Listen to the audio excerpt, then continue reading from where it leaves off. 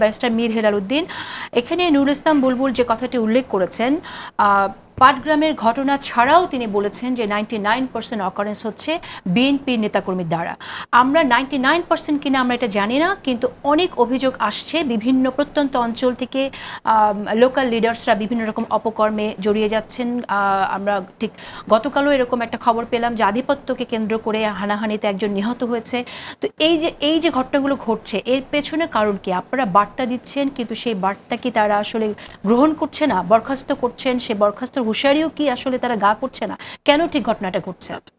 এটা আমি একটু রিভার্স যাই। ল অ্যান্ড অর্ডার মেনটেন করার দায়িত্বটা কার?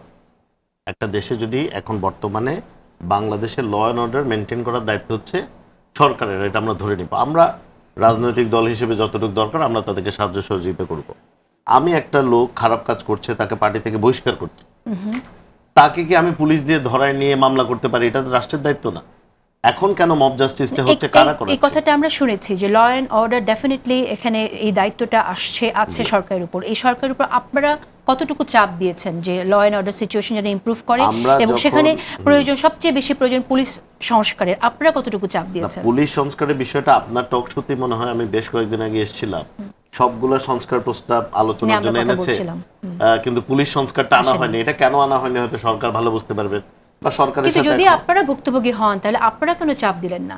না, আমরা তো বলছি প্রতিনিয়ত যে আপনারা আন্দোলন করেন না কেন? যে আমরা এটা চাই, আমরা যদি আন্দোলন করি, দেশে যে অবস্থায় আছে, এই যে ধরেন উনি পটিয়ার কথা বললো, পুলিশের ওসির রুমে ঢুকে গিয়ে মনে করেন তাকে হ্যারাস করার চেষ্টা করছে, ফিজিক্যালি অ্যাবিউজ করার চেষ্টা করছে, কিন্তু আবার এই গোষ্ঠীটার চাপেই ওসিকে স্ট্যান্ড রিলিজ করলো। তাহলে মেসেজটা কি?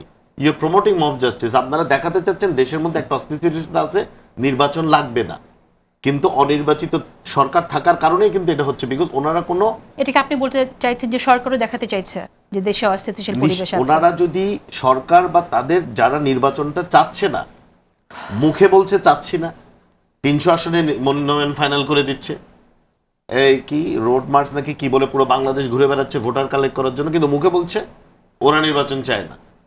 এখন আমরা এই বহিষ্কার করতে গিয়ে, ডিসিপ্লিনিং করতে গিয়ে, কাউন্সিল করতে গিয়ে এখনো কিন্তু নির্বাচনী কার্যক্রম শুরু করতে পারি না। বাট দেশের আমরা 17 বছর যে অধিকারের জন্য আন্দোলন করে এসেছি, আমাদের কিন্তু অবস্থা চেঞ্জ হয়নি। উনি বললেন, আমি আসলে এই তর্কে যাওয়াটা ঠিক না, 7টা ডিফারেন্ট টাইম লাইন আছে আমার, স্বয়ং জামাত ইসলামের আমির সাহেবের বক্তব্যে, এবং এগুলো আমার মন গঠা না, এগুলো প্রত্যেকটা নিউজ পেপারে এসছে। 7টা ডিফারেন্ট টাইম লাইন, এপ্রিল থেকে নিয়ে জুন পর্যন্ত 7টা বক্তব্য, 7 রকমের বক্তব্য এসছে। কিন্তু এর মাঝে আবার 300 সিট ওনারা প্রার্থী ফাইনাল করে দিয়েছেন, ওনারা ক্যাম্পেইন করছে এলাকায়। এটা তো আপনাদের জন্য ভালো যে ওনারা প্রস্তুতি আমাদের জন্য ভালো, কিন্তু আপনাদের প্রার্থী ঘোষণা করছেন না কেন? আমরা তো এখনো প্রস্তুতি নিচ্ছি, কিন্তু যারা বলছে যে বিএনপি নির্বাচনই চাচ্ছে, অবশ্যই নির্বাচন চাচ্ছি। কারণ আমার মনে হয় না নির্বাচন সংস্কার বা বিচার কোনোটার সাথে সাংঘর্ষিক, এটা একটি চলমান প্রক্রিয়া। আপনি তো জলদি করে বিচারটা করতে পারবেন না প্রক্রিয়ার বাইরে গিয়ে, কারণ এটাতে তারা এগ্রি ফিল করবে, তখন তারা এটাকে একটা খোরা যুক্তি খাড়া করবে।